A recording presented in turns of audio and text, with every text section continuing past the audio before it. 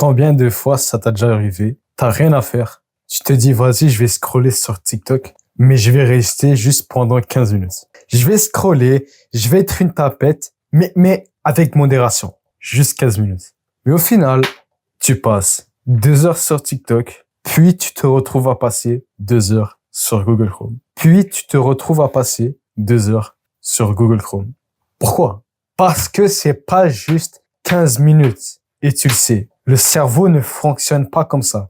Parce que les gars, la mauvaise nouvelle, c'est que le cerveau ne connaît pas le concept de modération.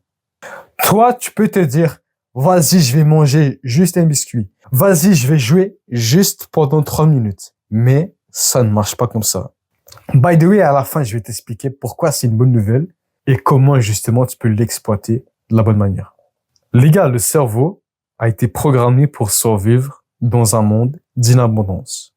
À l'époque, tu vivais à une époque où tu ne savais pas quoi manger demain. Tu ne savais même pas ce que tu allais manger demain. À l'époque, tu avais une tribu, tu chassais, tu marchais, tu sais pas quand tu vas manger et quand tu vas pas manger. Donc imagine, toi tu es avec la tribu, vous marchez dans la forêt, ok. Là on remonte à des dizaines de milliers d'années en arrière, ok. Tu marches 3 jours, vous marchez dans la forêt, ça fait 3 jours, vous n'avez absolument rien mangé. Et là, bam, vous voyez un mammouth.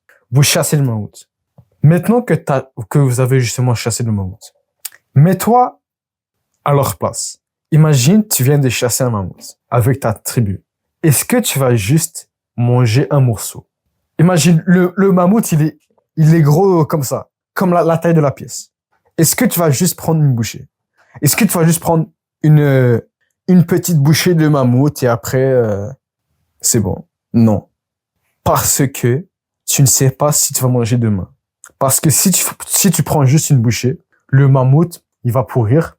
Il t'aura fait tout ça pour une bouchée, ça n'a pas de sens. Mais là, le hic, les gars, c'est que on vit dans un monde d'abondance, où la bouffe est abondante. T'as un frigo, tu manges à ta faim. Le sexe / le porno, il est abondant. Tu vas sur PH, bam, tu tapes 2 lettres sur Google, bam, t'as des Mia Khalifa, t'as des...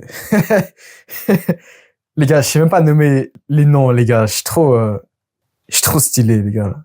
Je peux pas nommer, ok, Mia Khalifa, Lana Rhoades, quoi d'autre? Je sais pas, honnêtement. Je peux pas nommer les actrices porno, les gars. Je suis trop fort. Oh là là. Oh là là, le flex. Dire que là, il y a des jeunes, ils connaissent tout. Voilà. Anyways, on vit dans un monde d'abondance. Mais, on a gardé la même psychologie que l'époque où on vivait dans un monde d'inabondance. On a gardé la même psychologie des gars qui chassaient des mammouths. Et le gars qui chasse des mammouths. Est-ce que quand il chasse un mammouth, est-ce qu'il mange juste une bouchée? Non. Mais là, on a gardé la même psychologie dans un monde d'abondance. C'est pour ça que tu te dis que tu vas manger un biscuit, juste un seul, puis au final, tu en manges 5. Tu te dis, vas-y, je vais jouer juste 20 minutes, tu joues 2 heures. Basically, les gars, quand tu consommes, tu as envie de plus consommer. Mais en même temps, déjà que notre cerveau, il est pas programmé pour ça.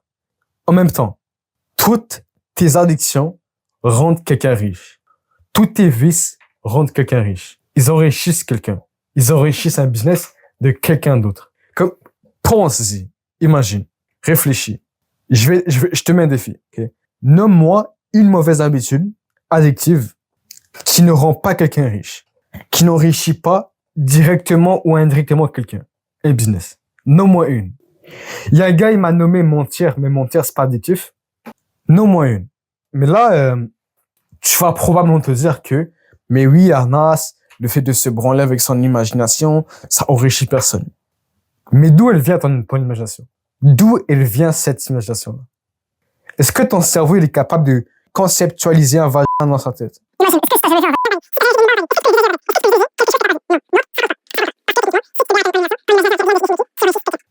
Les gars, si dans les commentaires, tu arrives à trouver une habitude addictive qui enrichit pas quelqu'un, mets-le en commentaire.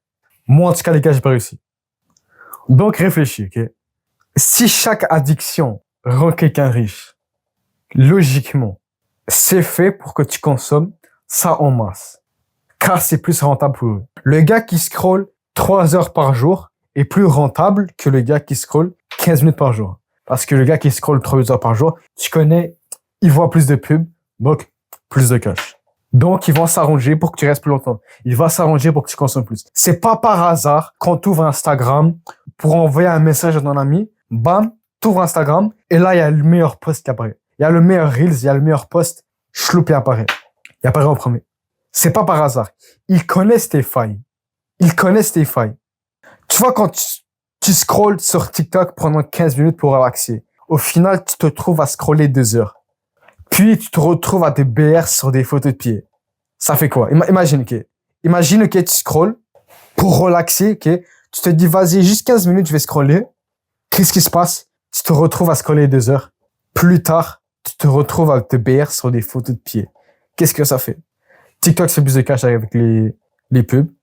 Et vu que tu t'es BR, ça fait que tu as moins envie de procréer, tu as moins envie de faire un enfant. Ça fait que il y a tout ce délire de dénatalité. Ça fait quoi? Ça fait que les gens sont contents parce que l'Occident est en train de se faire remplacer par les immigrants. Comment? Je parle pas pour moi, je parle plus pour les Blancs. La race blanche va s'exteindre. S'exteindre. Je sais même plus parler, les gars.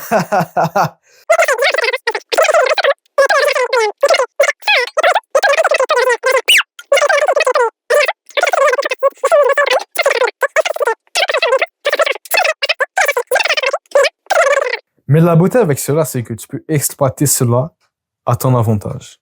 Imagine, t'as un gars qui galère à la salle, il a la flemme d'aller à la salle.